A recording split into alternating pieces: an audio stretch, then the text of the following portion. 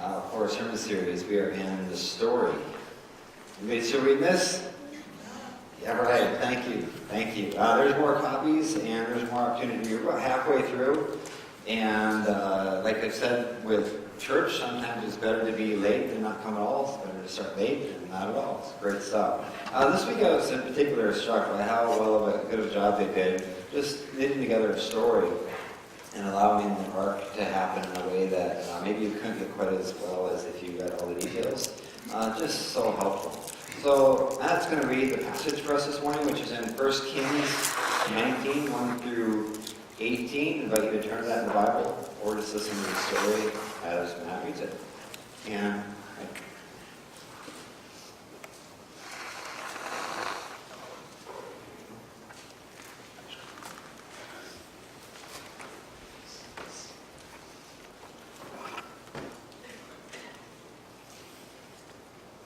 Now Ahab told Jezebel everything Elijah had done, and how he had killed all the prophets with a sword. So Jezebel sent a messenger to Elijah to say, "May the gods deal with me, be it ever so severely, if by this time tomorrow I do not make your life like that of one of them." Elijah was afraid and ran for his life. And when he came to Beersheba in Judah, he left his servant there, while he himself went a day's journey into the desert.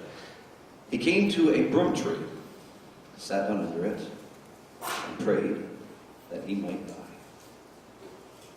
"I have had enough, Lord," he said. "Take my life.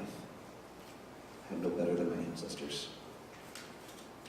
And then he lay down under the tree and fell asleep. All at once an angel touched him and said, "Get up and eat." And he looked around, and there by his head was a cake of bread baked over hot coals and a jar of water. He ate and drank, and then lay down again. The angel of the Lord came back a second time and touched him and said, "Get up and eat, for the journey is too much for you." And then he got up and ate and drank. Strengthened by that food, he traveled 40 days and 40 nights until he reached Horeb, the mountain of God. There he went to a cave and spent the night. And the word of the Lord came to him. "What are you doing here, Elijah?" He replied, "I have been very zealous for the Lord God Almighty. The Israelites have rejected your covenant, broken down your altars, and put your prophets to death with a sword. I am the only one left, and now they are trying to kill me too." The Lord said, "Go out and stand on the mountain in the presence of the Lord, for the Lord is about to pass by." Then a great and powerful wind tore the mountains apart and shattered the rocks before the Lord, and the Lord was not in the wind. And after the wind, there was an earthquake, but the Lord was not in the earthquake. And after the earthquake came a fire, but the Lord was not in the fire.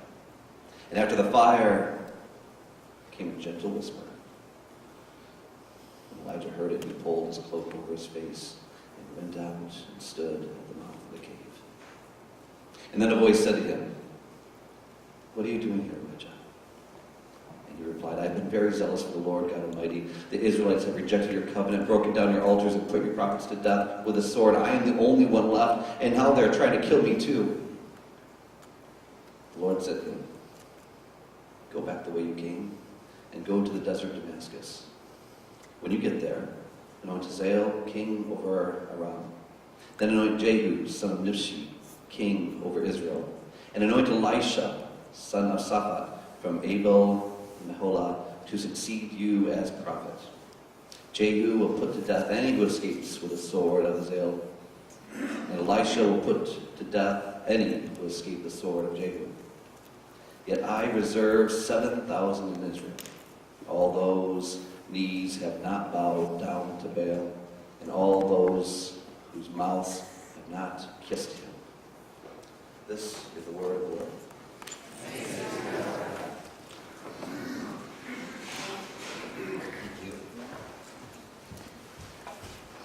So I really enjoy helping people.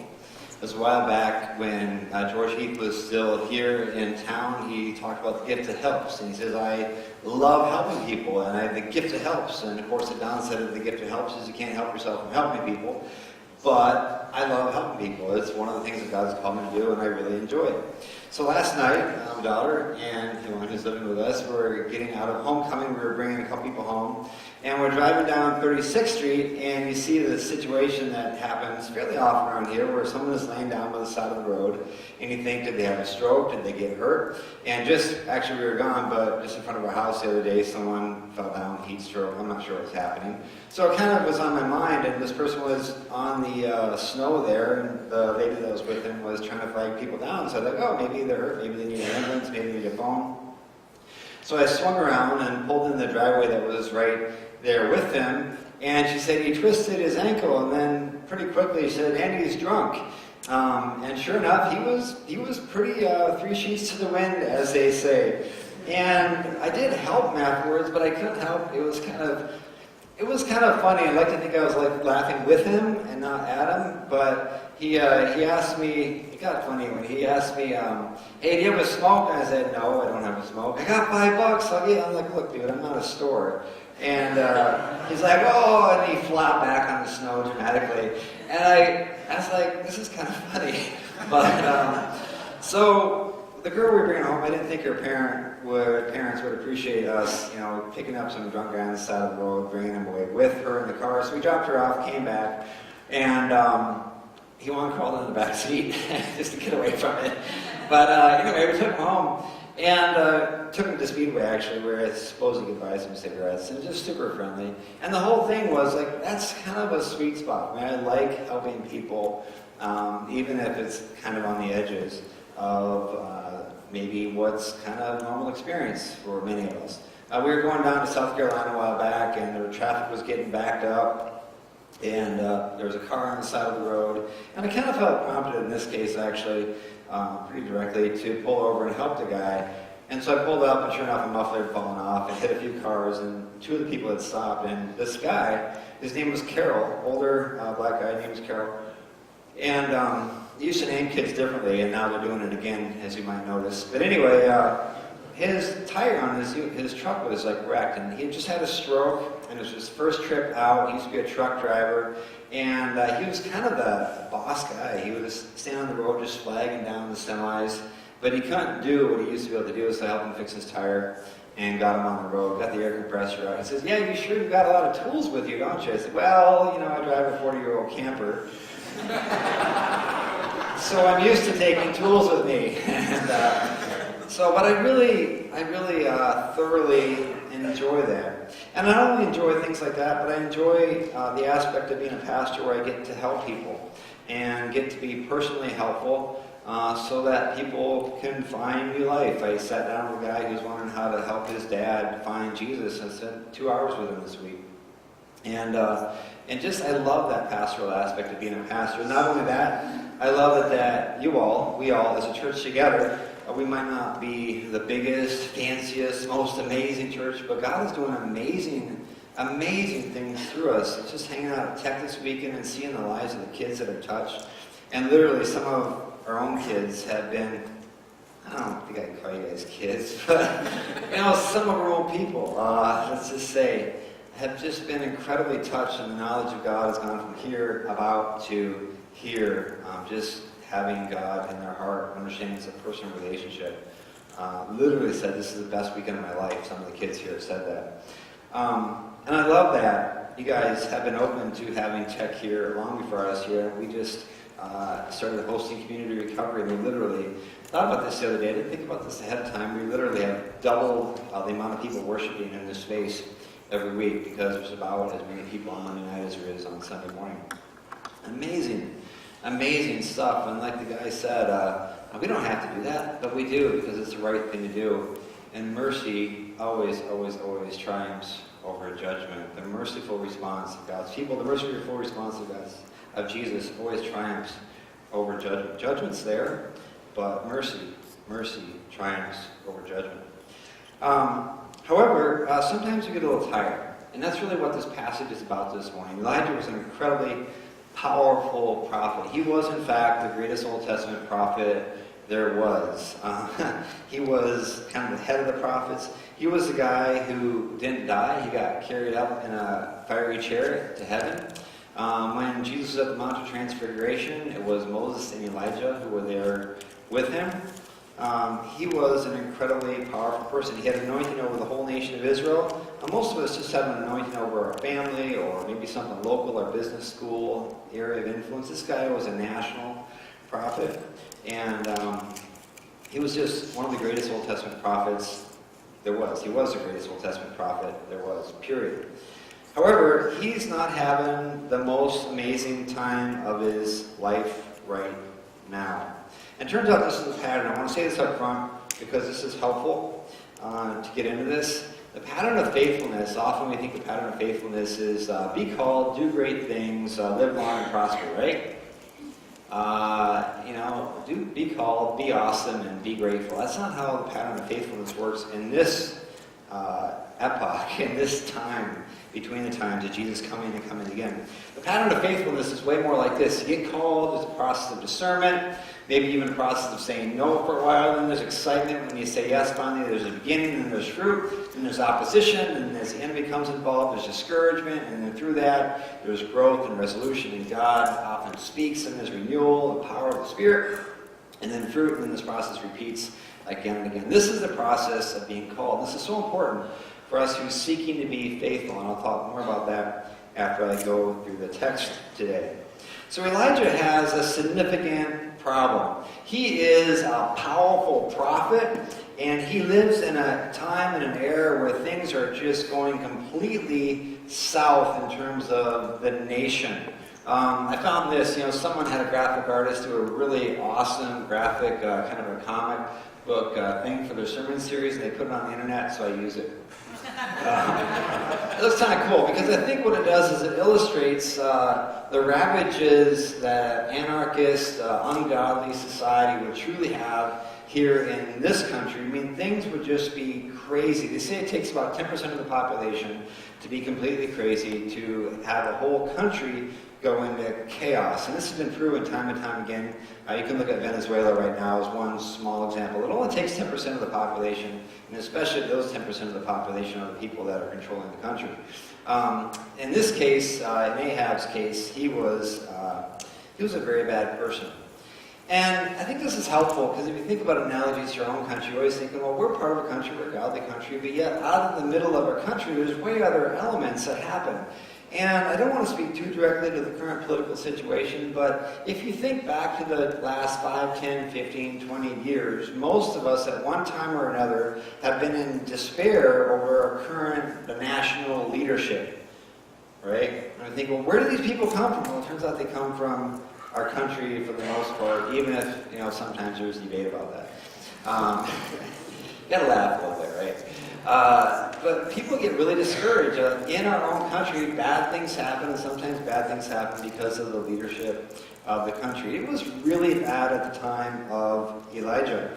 King Ahab, was one of the rightful heirs of the northern, of the northern kingdom of Israel, so the 10 tribes, and he was one of the rightful heirs. Probably to consolidate his kingdom, he had married the daughter of the Sidonian king named Jezebel, right? And Jezebel is probably pictured as the worst woman in the Old Testament. If anybody doesn't like a woman in ministry, sometimes they're like, you have a Jezebel spirit. Probably not super helpful, but I don't know. We'll leave that alone, I guess. Jezebel was an ungodly person primarily because she still worshipped the other gods and led King Ahab to worship the other gods of the Sidonians too. And they had Baals, and Asherahs, and they both were completely messed up, right? This is bad. I won't go all the ways to describe it's bad. But some of them, it's a lot of sexual stuff. It's a lot of not worshiping God. It's a lot of sacrificing things that should never be sacrificed. And just as a small thing, in order to believe that, and the way they believed that the crops happened in the spring was to do fertility things related to humans so that this would happen in the earth. It's been completely messed up. Basically, the devil was providing a lot of really innovative ways to sin, and Jezebel led the whole nation of Israel into that when righteousness doesn't happen. When unrighteousness happens, a lot of really bad things happen in society. And Elijah was in a deep connection with God, very connected with God at this point, and he has to live through this. So imagine you're in a country, you have a national anointed for the whole country, and the whole country is going to, let's just say, pop, like really, really bad. What do? Well, he was faithful. He was absolutely, incredibly faithful in the middle of that circumstance. And a while back, God had said, hey, here's the deal. It's not going to rain, so pray that it doesn't rain. He prayed that it wouldn't rain. It didn't rain for 3 years. God sustained Elijah by a brook for a while. Some birds brought him some meat and bread. I don't know how that worked. It'd be a little awkward, I guess, but it worked. That dried up. The stream dried up. The birds found something else to do. And then he went down to Sidon and lived with a widow there for a while. And the widow's son, I think, eventually died. He brought it back to life. I might have that story a bit messed up. In any case, he raised some boy from the dead. And great things happened. And then God called him to go back and have a confrontation with King Ahab. And so he did, and this whole thing happened up on Mount Carmel. And this was a great moment of victory. And it really highlights that most of all, Elijah as a prophet was a man of prayer. And that's something that I don't want to lose sight of in this message this morning, that Elijah, most of all, was a man who had a deep connection to God because of his prayer, because he took time out and prayed. This fire came down not when Moses took his staff and hit something, because he didn't have a staff like Moses. This fire came down when he prayed. So he prayed, the stuff got burnt up, and they killed all the priests of Baal and Asherah. Sort of a side note, a little disturbing, but that's what happened. And then he prayed that it would rain. He got down on his knees, and he says he put his head between his knees. It's kind of a position of childbirth. That's where the word travail in prayer comes from. It's like giving birth in prayer. And he sent his servant out a couple times, and finally a cloud happened and it rained. And so Elijah is like in his element, and great things were happening. And he's got the Spirit of the Lord on him. He's got the Spirit of the Lord in him. And he runs ahead of the chariot of Ahab to Jezreel, the city where the kingdom is centered at that point. He runs. So the chariot's going, and Elijah takes off running. He's like, he's got some power in his legs. He must have looked down like, what is happening? He's like a cartoon, right? Wile E. Coyote or Roadrunner or something. He's like, and Incredibles probably, right? When the guy's on water, he's like, he looks down, he laughs, and he keeps going. It's so good. All right, so he gets there, and everything's going great, and then everything sort of falls apart. We get to our passage this morning. So the point is, things are going really good. He's flowing in ministry. Great things are happening. And then some really difficult things happening. Ahab goes to his wife, who's sort of a strong, evil woman, and he says, look, dude, you may have done all that, but this game ain't over. I'm going to kill you. I am going to kill you. And I'm going to kill you today. This isn't a deferred judgment. I'm going to kill you today. And Jezebel had the means to do so. And Elijah, in spite of everything that he'd done, his response is fear. It's worth noting. Often when we preach on fear, we try to help each other not to be afraid. But I think identificationally here, this is helpful to note that in the middle of a powerful session of ministry where God's flowing through him, Elijah had this response of fear, and he acts on it. He acts on it. It's helpful because we do the same thing from time to time, and it's part of how we interact, and it's part of who we are as people that are trying to serve God. And he runs. He runs quite a while. I was reading a commentary about this. It's written in 1892, by a guy named George Barlow. And I love that people have meditated on this passage for the last 2,000 years. But this is what this guy says. The causes of Elijah's despondency are very similar to our own. Our physical strength wears out. So when you engage in spiritual work, whether it's fighting temptation or whether it's helping other people, spiritual work takes physical energy, and we just wear out. We feel alone. We feel unsympathized with. If we step out of ministry, if we step out to talk to someone in our family, if we step out of faithfulness at our job or home or whatever, We feel alone because we kind of are, except for God. We've been called to step out, likely not only something that we can do, whether it's our marital faithfulness or some amazing mission. Not that marital faithfulness isn't amazing, but we feel alone. And then what happens when your task is done? I have this quite often. I learned how to deal with it initially. What happens when you do, when something amazing happens and God's moving through you and then the service is over or the event's over or the counseling session is over? What do you do when that time of fruitfulness is done? Right? Well, the natural thing to do is want the excitement to continue. So years ago, we did a lot of Alpha series, but we had a great retreat, and I was all excited because God had moved, and I went home and I watched like 3 movies because I just wanted that emotion to continue, right? And then eventually I learned that, that's not really what you need to do. And I had a mentor who was a Pentecostal pastor, and God would move through him and he'd get healed, and sometimes people would fall down, and sometimes he'd say, get that person up, and he'd knock him down again. He was just a little bit that way. I don't do that, but it was funny. Anyway, he said, you know what you do when ministry's over? You go home and have something to eat and go to bed, But here this thing is, this dynamic happens where God moves powerfully through Elijah, but it's kind of a letdown. What do you do afterwards? And now he's being threatened with his life. And obviously, this result is not what Elijah wanted. He wanted everything to be fixed. And fixed for good. He thought it was going to be, I'm here to confront Ahab. Ahab's going down, right? Jezebel's history, right? And nope. Jezebel's threatening to kill you. But what do you do when you get middling or mixed results? Well, Elijah ran. And then he ran some more. And did some work on where he went here. And if you can see this, which you probably can't, but you can imagine, look it up later if you want. Mount Carmel's here. Jezreel's here. This is where he sprinted ahead of the chariot right there. It's quite a ways, actually. And then he ran from Jezebel in Jezreel. There's a town around there somewhere. He ran from there down to here, down to Beersheba. And there he left his servant. So he ran a long ways away from Jezebel, way to the south of Israel. Left his servant there because he's like, you know what? I'm done. He went to the desert, and he laid down and went to sleep.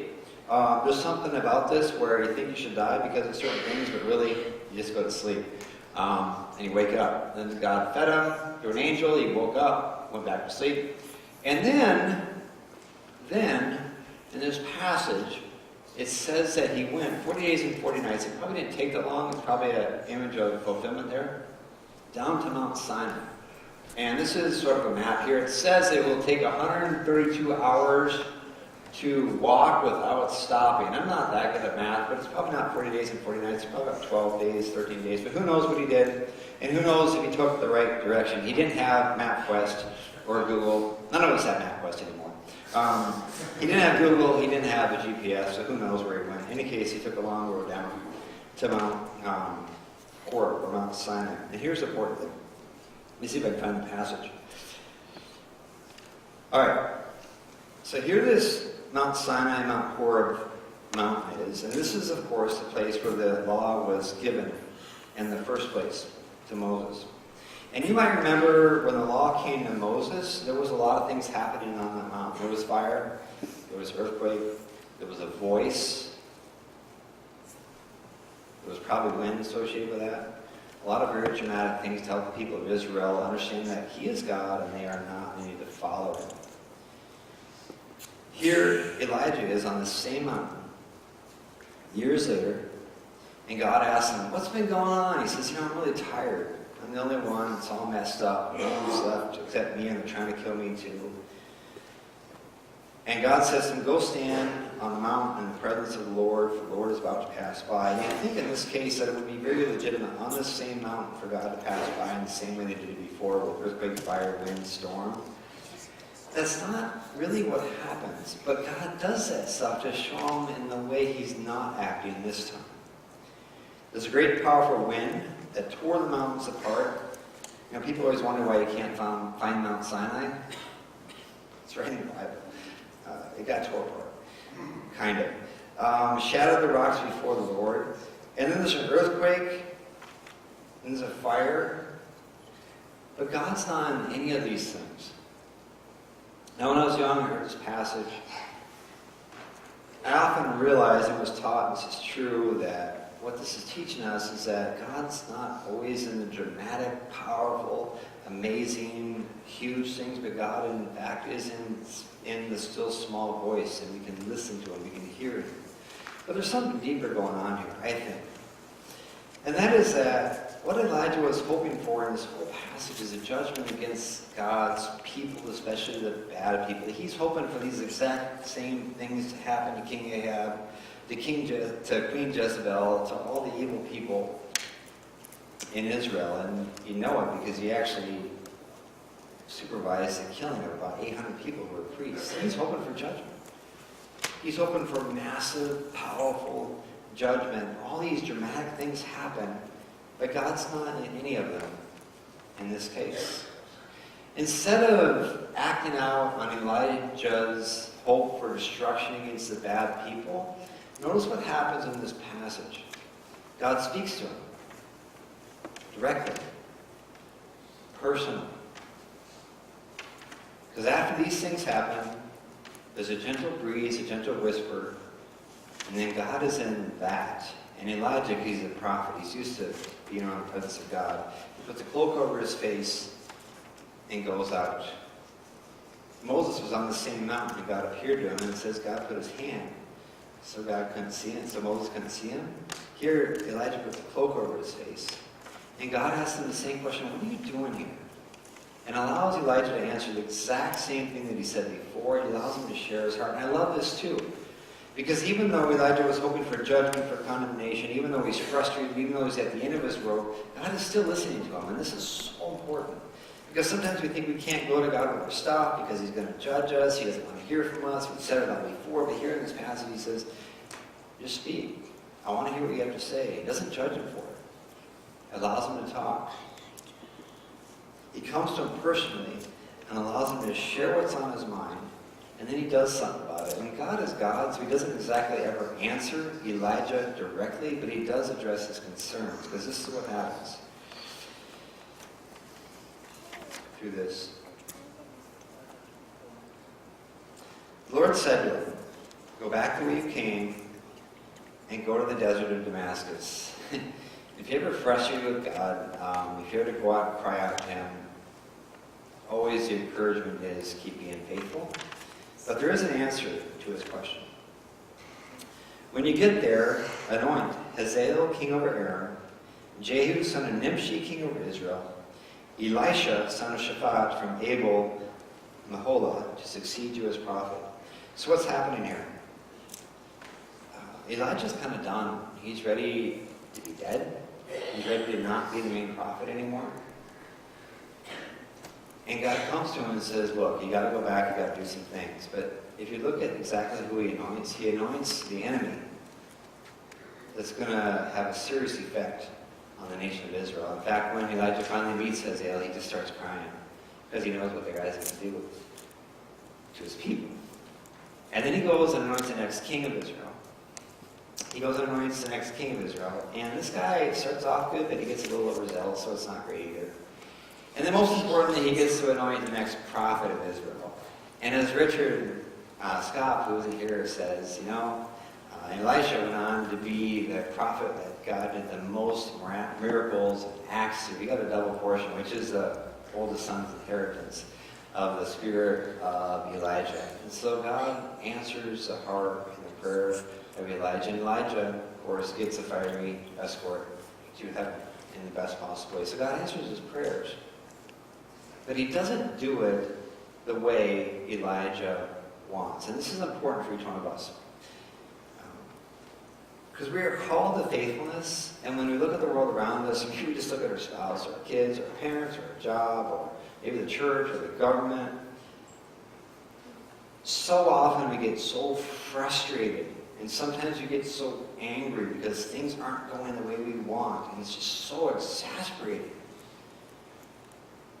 And this passage shows us that, look, God isn't probably going to do it the way we want or how we want. But he is willing to hear our heart, and he is willing to address it the way he plans to address it. And it might take longer. It might involve more suffering. It might involve more obedience than we ever planned on. But God will move in our lives, in our families, and in our nation. And this is crucially, powerfully important. So our church does a lot of ministry outreach, people who are just coming out of addiction, out of recovery, out of difficult circumstances. And those challenges are obvious because coming out of recovery is just one of the hardest things. And it's like, you just pray for God to do something. And those challenges and those ways God moves are obvious. I was just talking to someone before church, and they were due to be homeless today. But in the last week, through prayer, God answering prayers, God gave them a house and an apartment for the next year. And it's so like, God is so good. But here's the thing. Those of us who have kind of jobs where you go to work, come home, go to supper, pay the bills, take care of our 2.5 cars, our 2.6 kids, we have struggles too. They might be hidden. They might be deeper. Each one of us has stuff in our lives that just sort of we deal with on a continual basis, and if we're honest, we cry out to God once in a while and say, God, what's going on here? I'm trying to be faithful. It's difficult, but everybody's against me. No one's for me, and it really hurts. We all got struggles. And in this passage, God says He's going to do something. Might not be what we want, but He is going to do something. And I don't want to talk about the government too much. I honestly don't know if I want to talk about the government at all. But the analogies are pretty straightforward. Things are messed up. They've been messed up for some time. They will be messed up for some time to come. But God is God. And He is sovereign. And we're part of His kingdom, not the kingdom of America, the kingdom of Canada, or the kingdom of Venezuela. We're part of God's kingdom, and He will move to work His plan out in history. People often say we've never been more divided in America than we are now. Civil War, anyone? Things have been pretty bad. And God is sovereign, and He will bring His power and His pleasure to bear in our lives. In the New Testament, there's a passage in Hebrews 12 that says, you have not come to a mountain that is full of thunder and fire and billows of smoke, but you come to Zion, the holy city, to Jesus, the mediator of a new covenant. In the middle of all this, we have an invitation to come to someone who's a far better mediator of the covenant than Moses, than Elijah. We come to Jesus. He comes to us in all power, in all compassion, in all spirit, and invites us to give our lives to Him and His kingdom first of all. He says, seek first the kingdom of God and all these things. Think about that's physical stuff, but that spiritual, that situational things too, will be granted to you as well. If you seek first His kingdom, all these things will be granted to you as well. This is hard stuff. This is hard stuff. I have a paper here somewhere. I asked them to leave these on the walls here, because I think every time I come into tech and there's these Bible passages all over the walls here, I'm always surprised how much it sort of kind of like gets me in a positive way. I'm often like dealing with tough things here at church because it's my job to deal with tough things. And I'm always amazed how much these like get me. They like get me, they convict me, but they also inspire me, they like grab my heart. It doesn't matter who we are, all of us need renewal, all of us need revival, all of us need strength from the Holy Spirit to be the kind of people that we want to be. So many of us can do so many things, but this staying on point, this staying faithful is one of the hardest things, and God invites us to continually go back to Him to get what we need from Him for our lives. I'll say one last thing about mountains, Moses, Elijah, Jesus. You remember the Mount of Transfiguration, right? Jesus goes up there. Peter starts talking because he don't know what else to do. And but the point of that whole thing is Moses, giver of the law. Elijah, the greatest prophet, speaker, interpreter, director, reminder of the law. And Jesus, fulfiller of the law. He's the one who fulfills the law in us. He's the one who goes to the cross so we don't have to. He's the one who lives in our life so we can live as he wants us to live. Let's pray. Father, you are God. You love us, and you care for us. But I thank you that in Scripture you don't present a picture of prophets and kings and servants of you, people of you that just had everything figured out all the time, and everything was hunky-dory, and you just lived these amazing, perfect lives. And then we'd be forced to struggle with our own imperfect lives, wondering what on earth to do. But I thank you that in Elijah you show us that it's okay to cry out to you. It's okay to take action and run and cry out to you and even want to die and then receive assurance and food from you and then go and be faithful for you. But I thank you that this isn't a blasé life of following you, but a life filled with adventure. We get to be used by you, maybe even get emptied from time to time and then be filled up to be used again. But I pray that you do that for us as a church, that you would fill us up again. I pray that you do that for us as individuals, that you'd fill us up again. I pray that you'd equip us, that you'd set us free from our addiction, that you'd set us free from lack of money, that you'd set us free from lack of anything. And help us to be the church for the people of God. I don't think we're going to sing this, but these are the days of Elijah in the sense that your Spirit lives in us, works through us to will and to accomplish your purposes in our lives. In Jesus' name we pray. Amen.